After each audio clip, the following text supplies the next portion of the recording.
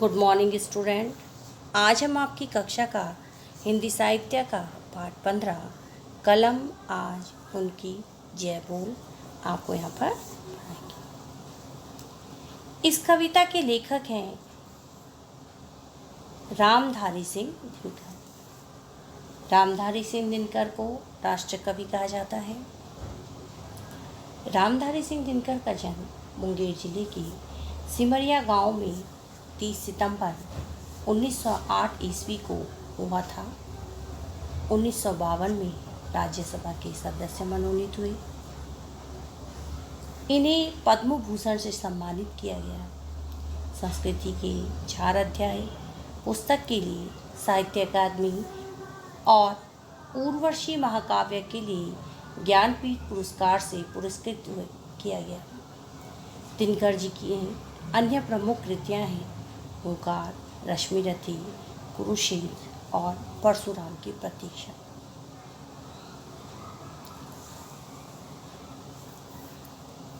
कलम आज उनकी जय बोल कविता के माध्यम से राष्ट्रकवि रामधारी सिंह दिनकर ने उन लोगों को अपनी विनम्र श्रद्धांजलि दी है जिन्होंने देश के लिए अपार यातनाएं सही और हंसते हंसते अपने प्राणों की आहुति दे दी।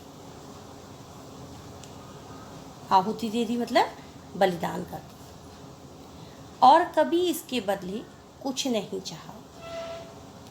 कविता में उन स्वतंत्रता सेनानियों का गौरव गान स्पष्ट रूप से अभिव्यक्त किया गया है। इस कविता के माध्यम से कवि वीर सैनिकों की जय जयकार करते हुए कहते हैं, कलम आज उनकी जय बोल, जला अस्थियां बारी बारी, चिटकाई जिनमें चिंगारी, जो चढ़ गए पुण्य वेदी पर, लिए बिना गर्दन का मुंह, कलम आज उनकी जय बोल। कवि ने अपने कलम को यानी कि अपने द्वारा रचित जिस रचना को लिख रहे हैं उन्होंने कलम को क्या माना है? ओजस्वी की प्रतीक।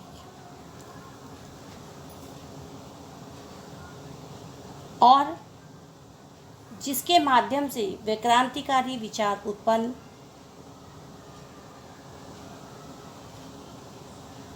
के साधन को कलम द्वारा बताते हैं।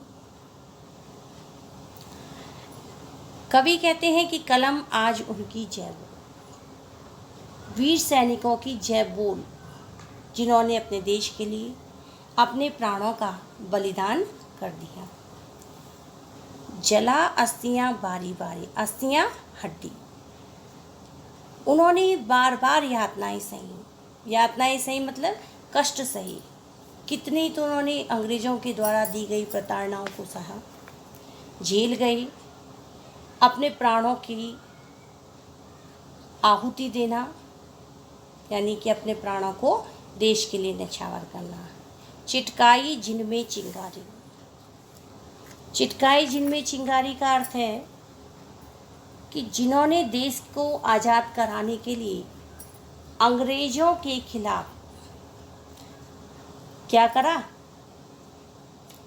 आवाज़ उठाई और अपने प्राणों को न्यौछावर किया। जो चढ़ गए पुण्य वेदी पर, लिए बिना गर्दन का मोह, कलम आज उनकी जय बोल। कवि कहते हैं कि जिन लोगों ने अपने प्राणों की परवाह करे बिना अपने प्राणों को त्याग दिया, उन्होंने अपनी गर्दन का अर्थात अपने प्राणों का कोई मोल नहीं लिया और हंसते हंसते इस देश के लिए कुर्बान हो।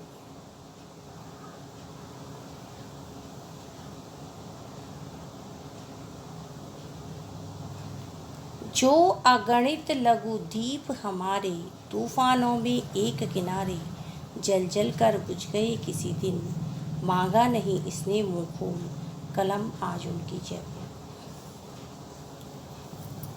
प्रस्तुत पद्यांश में कवि ने ओजस्वी की प्रतीक अपनी कलम को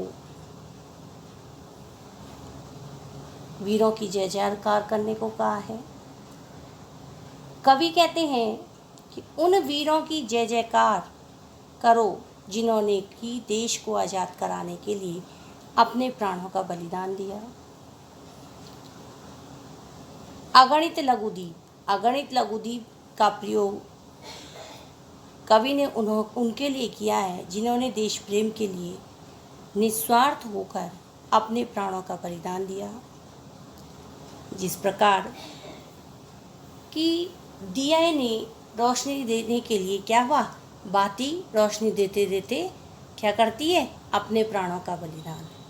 ऐसे ही उन वीर सैनिकों ने देश को आज़ाद कराने के लिए अपने प्राणों का बलिदान दिया। जो अगणित लघुदीप हमारे तूफानों में एक किनारे जल जल कर बुझ गए किसी दिन, और प्राणों को निछावर करते हुए बुझ गए। जिस तरह से कि बाती बुझ जाती है, ठीक उसी प्रकार ये क्या हुए, लघुदीप, ये वीर सैनिक, अगणित लघुदीप वीर सैनिक जिन्होंने कि अपने प्राणों की आहुति दी। मांगा नहीं इसने मुंह खोल, और कभी भी हमसे क्या नहीं चाहा, कुछ भी नहीं चाहा।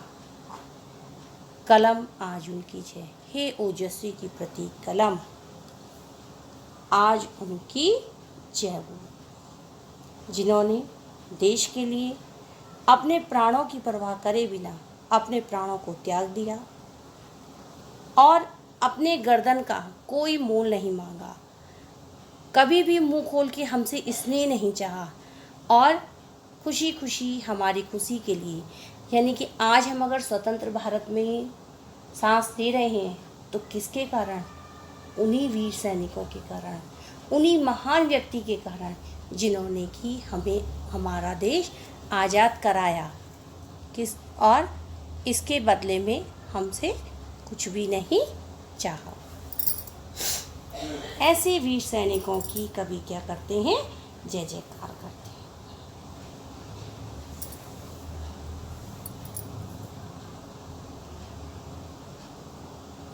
धन्यवाद।